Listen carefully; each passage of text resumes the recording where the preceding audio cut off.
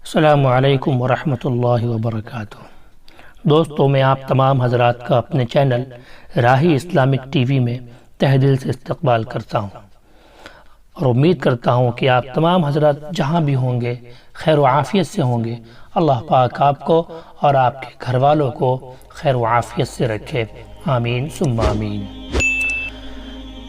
محترم سامعین کرام، ایک شخص کی طبیعت ناساز ہوئی تو طبیب کے پاس گیا اور کہا کہ مجھے دوائی بنا کر دو۔ طبیب نے کہا کہ دوائی کے لیے جو چیزیں درکار ہیں سب ہیں سوائے شہد کے، تم اگر شہد کہیں سے لا دو تو میں دوائی تیار کر کے دیتا ہوں۔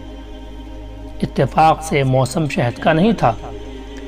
اس شخص نے حکیم سے وہ ڈبیا پکڑی اور لوگوں کے دروازے کھٹکھٹانے لگا، مگر ہر جگہ مایوسی ہوئی۔ جب مسئلہ حل نہ ہوا تو وہ محمود غزنوی کے دربار میں حاضر ہوا۔ کہتے ہیں کہ وہاں ایاز نے دروازہ کھولا اور دستک دینے والے کی فریاد سنی۔ اس نے وہ چھوٹی سی ڈبیا دی اور کہا کہ مجھے اس میں شہد چاہیے۔ ایاز نے کہا آپ تشریف رکھیے، میں بادشاہ سے پوچھ کے بتاتا ہوں۔ ایاز وہ ڈبیا لے کر بادشاہ کے سامنے حاضر ہوا اور عرض کی کہ بادشاہ سلامت، ایک سائل کو شہد کی ضرورت ہے۔ بادشاہ نے وہ ڈبیا لی اور سائیڈ میں رکھ دی۔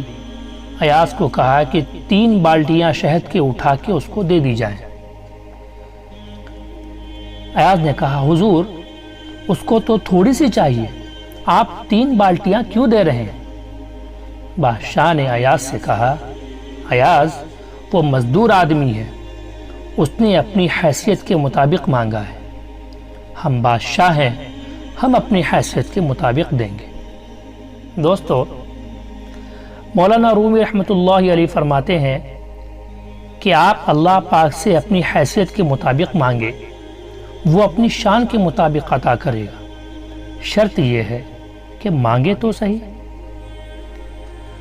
ہم بھی آج کل ہر چھوٹی بڑی باتیں لے کر لوگوں کے سامنے رونا شروع کر دیتے ہیں کہ فلاں پریشانی ہے، بیماری ہی نہیں جاتی، یا یہ کہ قرضہ ہی نہیں اترتا، اور بہت ساری پریشانیاں ہیں جو ہم ان لوگوں سے کہتے پھرتے ہیں جنہوں نے آگے سے اپنی ہی پریشانی گنوانی ہوتی ہے۔ اس لیے اپنی پریشانی اس سے شیئر کریں جو کن فیکون ہے۔